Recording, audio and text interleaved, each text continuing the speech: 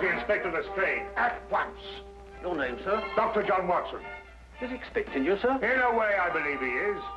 Well, I'll tell him you're here, sir.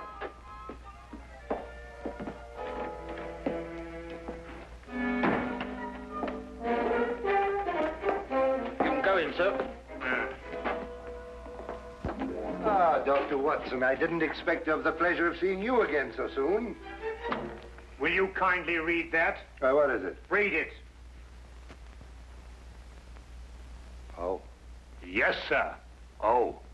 I think it's disgraceful, sir. Absolutely disgraceful. What? Yes, and I'm glad you're here so that I can tell it to you personally. Why, you and I both know that it was Sherlock Holmes who solved the Cunningham case. If it wasn't for his brilliance and his persistency, the facts would never have been brought to light. And I think it's scandalous, sir, that the newspapers should have given me all the credit and said so very little about his magnificent achievement. What do you think, Doctor? I absolutely agree with you. I'm glad you're on my side, Doctor. Why, of course. I'm so glad you take it that way. And what does Holmes think? Oh, he doesn't mind, you know. He doesn't care who gets the credit. Oh, dear old Holmes, such a modest fellow. Yes, well, look, you must give him my kind regards. Yes. And tell him that, although I know he doesn't think anything about it, I intend to get the newspapers to get the facts straight. Well, that's very good of you, Inspector. What's Holmes doing these days? Well, the last time I saw him, he was playing about with a lot of ink smudges and talking about the prints that fingers make. No. Good old Holmes, always experimenting. Inspector Lestrade, sir. Yes, what is it? There's been a murder reported at the home of Lord Beryl. What, Lord Beryl of the Foreign Office? That's him, sir. I'll be right with you. Excuse me, Doctor. Yes, of course. Lord Beryl. This is going to be a tricky situation to handle, what with the Foreign Office and who knows what else. Yes, indeed.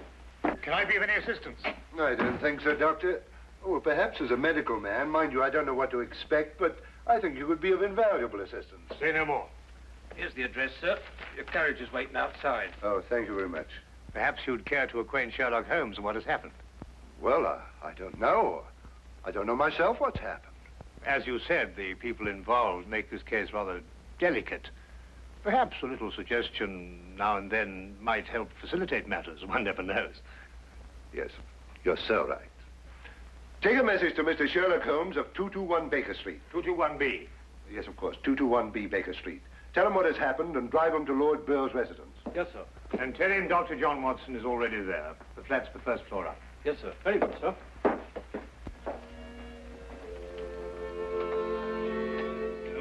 221B Baker Street.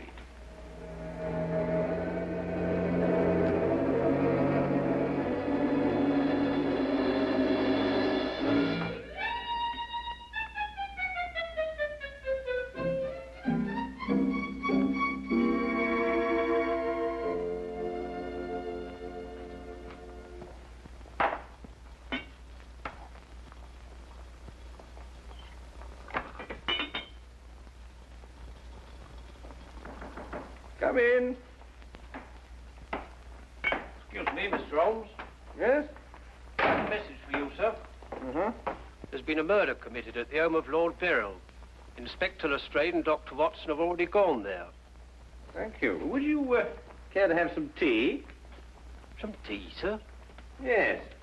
Is that what you're making? Oh, come along. Come and have a look at this. I'm working on an extract from a special series of pygmy poisons. Oh, very interesting, sir. Tea? Well, yes, I don't mind if I do. You take milk? Yes, sir, please, sir, if I may. Splendid. Sugar? Thank you, sir. Where did I put that sugar? Ah, that's it. It's right here. Help yourself. Thank you, sir. So.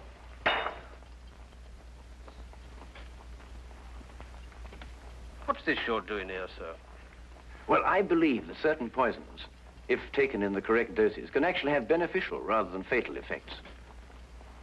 Now, that's very interesting, sir. Yes, it is, isn't it? And what's all this over here, sir? Oh, that? Oh, those are some tropical leaves. They were sent to me by a friend of mine who hunts in that part of the country. The essence, you see, passes through this tube, down here and across the table, and is condensed in that retort there. And what's that stuff in the bottom there? That's lime. That acts as a catalytic agent to combine the essence of the leaves with a dark, tar-like substance, which you can see at the bottom.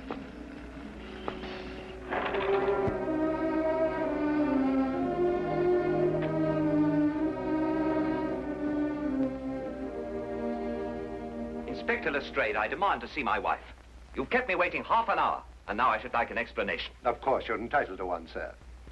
You know that Karl Oberstein was murdered in your study. I was informed of that, and it is a tragedy, of course. But I still don't see that is... Lord Beryl, your wife has confessed to shooting him. What? That's why I couldn't allow you to see her. We were taking her statement. What does she say? Apart from the actual confession of murder, she refuses to say anything. You may go in now if you wish, Lord Beryl.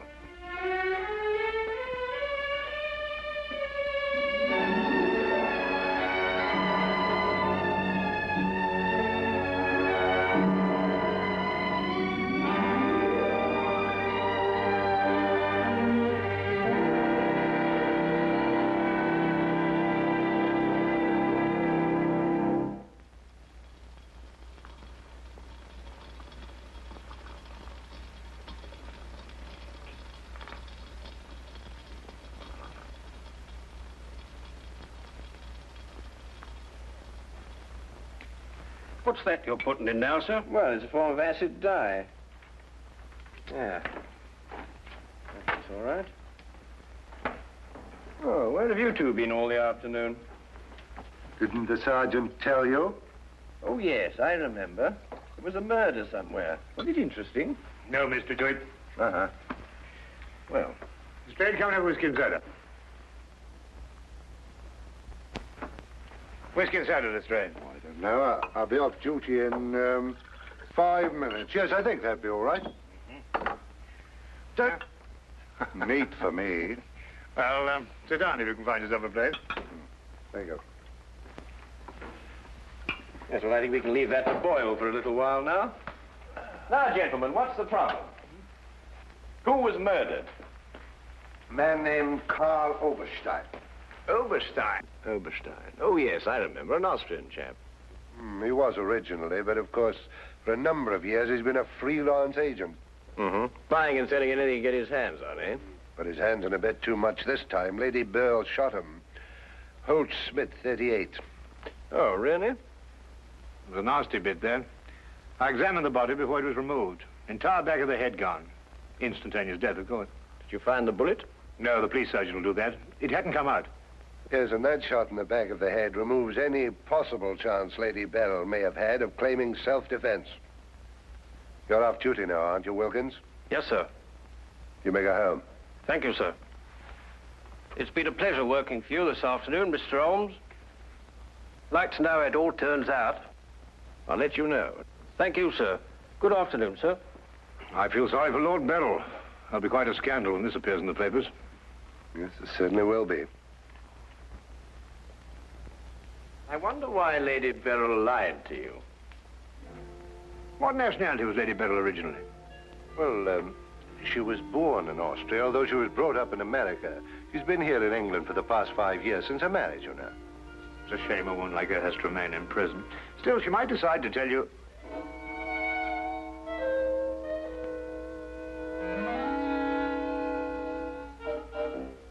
What did you say? I beg your pardon? What did you say just now?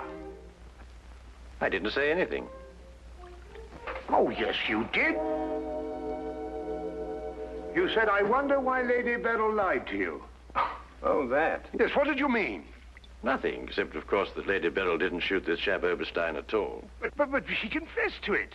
Nonsense. She didn't shoot Oberstein because Oberstein wasn't shot. His head was bashed in with a blunt instrument. The revolver you claim was the murder weapon actually belonged to Oberstein. She found it lying by his side and pretended she'd done it in order to shield her husband. She's no more guilty than you two are. Would you hold that like a good fellow, please? Would you please repeat that? Of course, it's as plain as a... Here, would you mind holding that? Oh, well, it's not plain to me. Well, you told me that Lady Beryl confessed to shooting Oberstein. But Oberstein wasn't shot. Just because you find a man with the back of his head shattered and a gun lying by his side is no reason to assume he's been shot. Thank you. You also assumed that the bullet had lodged in Oberstein's cranium because it hadn't emerged through the front. Now, any student of elementary ballistics knows that the greatest damage to the skull is on the opposite side to which the bullet entered. The point of entry is always clean. But the gun we found was an Austrian gun, and Lady Bell is an Austrian. Now, there's a logical bit of reasoning for you. Would you mind holding that, please? Lady Beryl saw Oberstein lying there and jumped to the same conclusion we did. Well, Lady Beryl's innocent. Then somebody else is guilty. Brilliant. We've got to get back to the premises and re-examine them for clues. You come with us, Holmes. This nonsense can wait. Nonsense? Nonsense. Nonsense? Did you say nonsense? I'll have you know, Inspector Lestrade, that if the law enforcement agencies of this country were a little, an infinitesimal amount more advanced than ancient Neolithic man, I would not have to be doing the basic research work that will in time benefit police bureaus throughout the earth. You may have a point, Mr. Holmes. A point? The only point is human, of which there is a paucity in the halls of our defenders of the public. So do you really think so? I certainly do think so, and I'll tell you a few other things in a bit.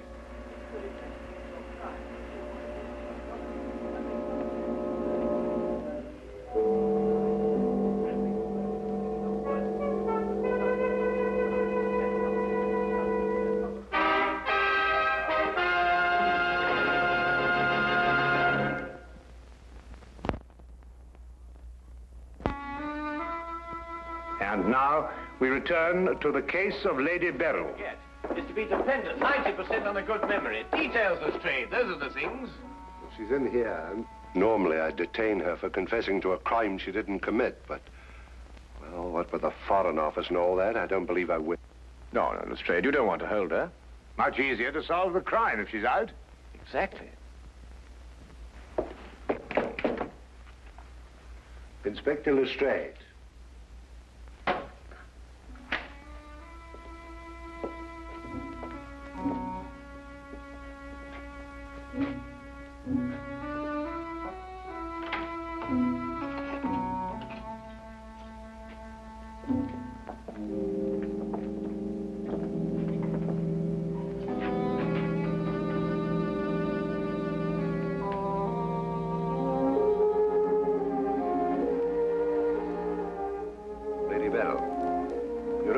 We're releasing you.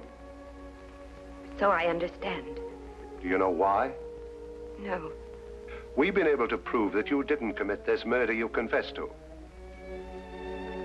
I see. We would, however, like an explanation as to why you confessed to this crime.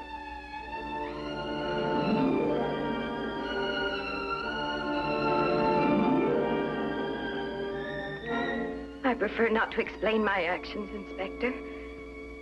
You realize, of course, that your actions are in themselves punishable and that we could detain you. I see. You still prefer to make no statement? That is correct. Very well, Lady Beryl. You'll be released as soon as the formalities can be cleared. Thank you. Human beings lie to gain, to cover, or to protect.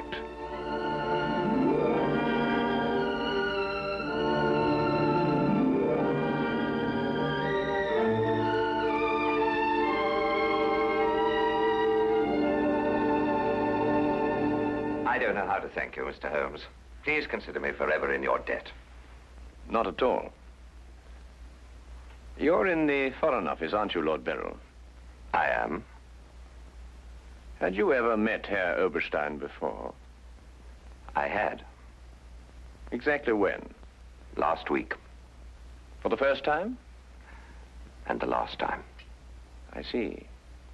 I believe it was his habit to offer large sums of money to men in key positions for the information they may have had in their possession. I believe that was his habit, Mr. Holmes. Thank you. Oh, Lord Beryl, while your wife is on her way here, I wonder if I might look at the premises of the crime. Well, of course, of course. It happened in the study. With your permission. My house is yours, sir. Thank you.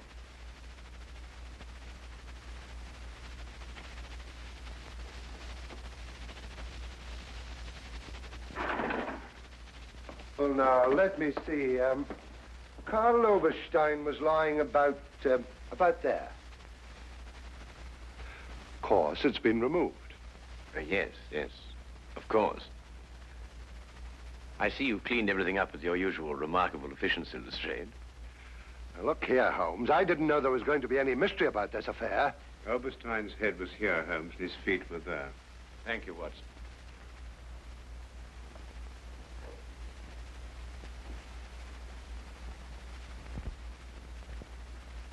Where was the gun lying? To the left of the body. Nearer the head or the feet? Nearer the head.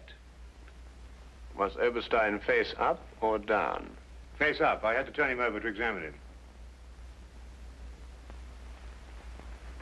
Has there been any effort made to gain forceful entry into the house? Well, none was reported. What? Lord Beryl, do you use glasses when you read? Yes, I do. These? Are they your only pair? Yes. Who first discovered the body? I believe my secretary. Is he here? Yes. I'll call him. Thank you.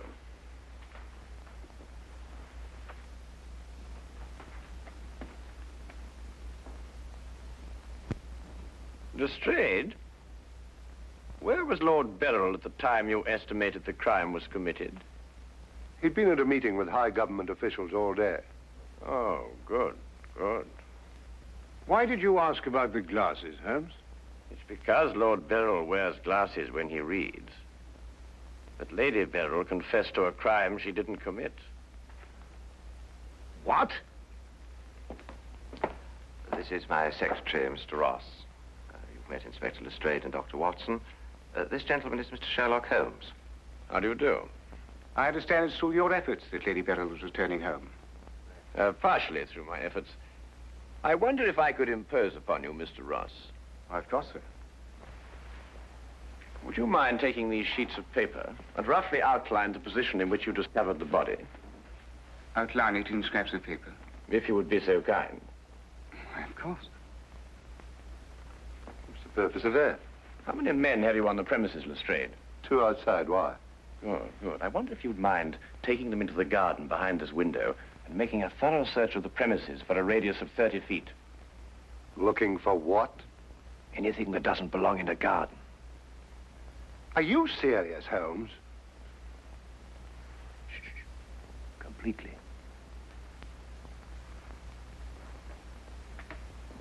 Let's got him out of our way. Have you examined your safe, Lord Beryl? I have, Mr. Holmes. All my papers are intact. Excellent, excellent.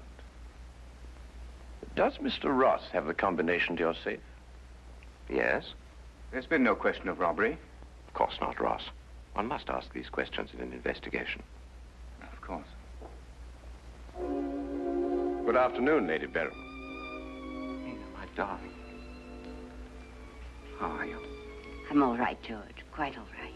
You must rest. This experience must have been horrible for you. It's all right. It didn't last long enough to be too difficult. I don't know how, but Holmes has solved the entire thing. Has he really? Not entirely, Lady Beryl. Not yet. Do you expect to? I can only hope to. Mr. Holmes, if there's anything I can do to help. If it would not be too much of an imposition, Lady Beryl, I would like you to retake the position in which Mr. Ross discovered you when he entered the room. Mr. Holmes, my wife has had a harrowing experience. Please consider her nerves at this point. You're forgetting, Lord Beryl, that your wife confessed to a crime she didn't commit. The circumstances are somewhat exceptional. But if Lady Beryl would rather not... It's quite all right, George. Now, let me see.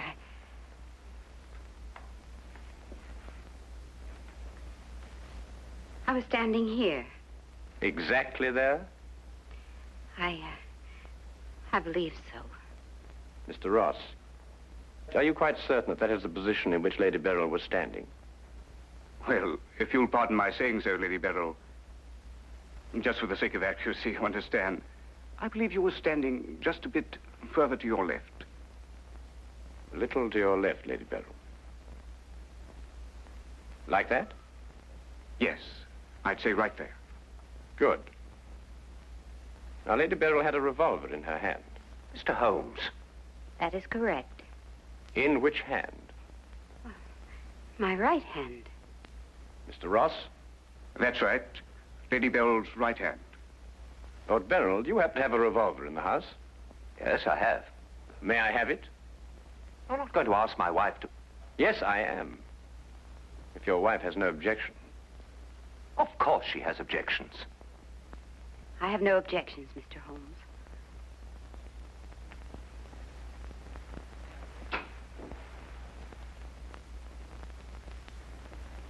Ah, excellent. A .38 caliber. Do you notice, Watson, that it's patterned very closely after the Schmidt-Holtz, the revolver in question? Lady Beryl, is that the way you held it? I believe so. Mr. Ross? Yes, it was like that. Mr. Ross, I'd like you to think very hard. A great deal depends on what you're going to say now. As far as you can remember, that was the position of Herr Oberstein's body? Yes. And where in relation to Herr Oberstein's body and Lady Beryl were the broken eyeglasses? Over there. There? Yes.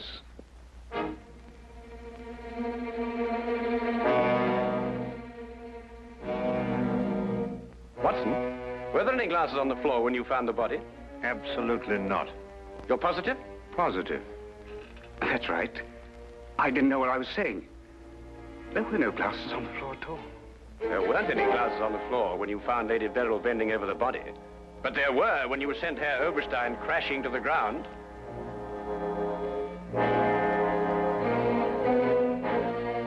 Before you run, Mr. Ross, look at Lady Beryl.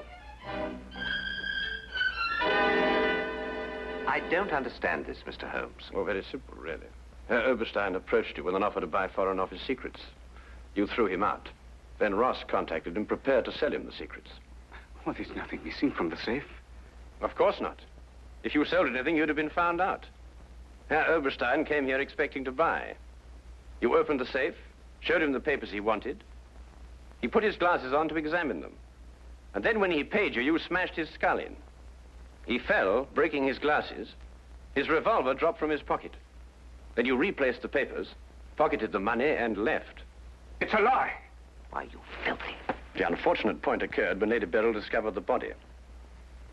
You read the evidence incorrectly. I thought the gun was my husband's. Similar, but not the same. And the glasses. A very common variety of frame. You gathered up the pieces, except a few fragments, and threw the frames away. Yes. Then you lied to protect your husband. Yes. Nina. Brilliant, Holmes. Absolutely brilliant. Thank you, Watson.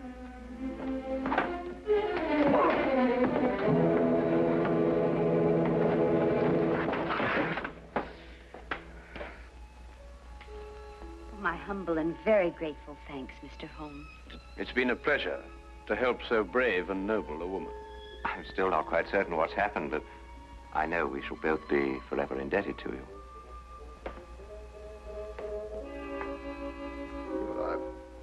Searched the whole garden, Holmes. Couldn't find anything but this old pair of glasses. They're broken at that.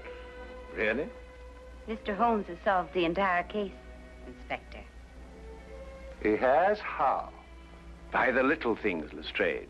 The little things that one must remember. The little things that make the difference between success and disaster. One must never forget that the difference between... Good heavens. What? What is it, Holmes? I left the gas on under the experiment. All Baker Street will be blown up. Holmes, I turned it off.